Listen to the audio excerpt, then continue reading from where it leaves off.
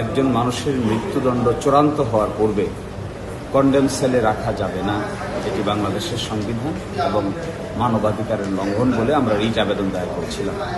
সেই রিট আবেদনটি high court division চূড়ান্ত করে আমাদের পক্ষে রায় দিয়েছিল, অর্থাৎ মৃত্যুদণ্ড চূড়ান্ত হওয়ার পূর্বে কাউকে কন্ডেম সেলে রাখা যাবে না, এই রায় দিয়েছিল হাইকোর্ট। তার বিরুদ্ধে রাষ্ট্রপক্ষ আপিল দায়ের করেছিল, অনারেবল জাজ ইন চেম্বার সেটা স্টে দিয়েছিলেন।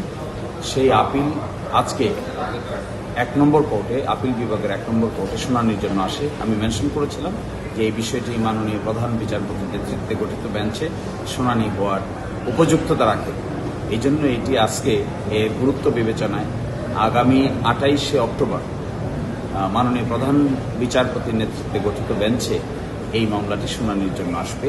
এখানে মূল বিবেচ্য বিষয় হলো যে মৃত্যুদণ্ডাদেশ যদি চূড়ান্ত না হয় তাহলে একজন ব্যক্তিকে সলিটারি কনফাইনমেন্টে কন্ডেম সেলে রাখা আইনসঙ্গত নয়।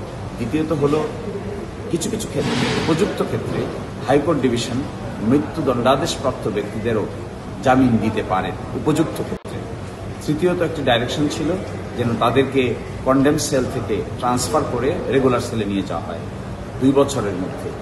আরেকটি ডাইরেকশন ছিল জেল কর্তৃপক্ষের প্রতি যে মৃত্যুদণ্ড সংক্রান্ত যত তথ্য আছে এগুলো কেউ যদি চায় তাদেরকে যেন প্রদান করা হয়, এবং সুপ্রিম কোর্টের রেজিস্ট্রিকেও একটা ডাইরেকশন দিয়েছিলেন যেন তাদের কাছে চাহিত তথ্য রিসার্চ গবেষণা সহ সকল কাজে অ্যাভেলেবল করা হয়।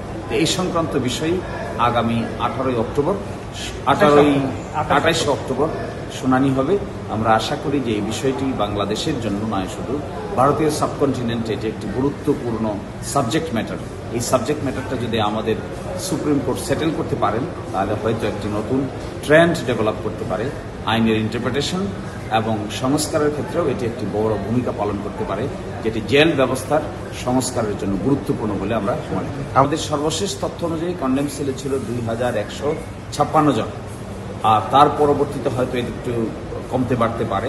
সঠিক তথ্যটি 2156 জন আমাদের জানা মতে, যেটা আমাদেরকে চিঠিতে জানিয়েছিলেন। তো এই পুরো বিষয়টা একটি সিস্টেমের ব্যাপার।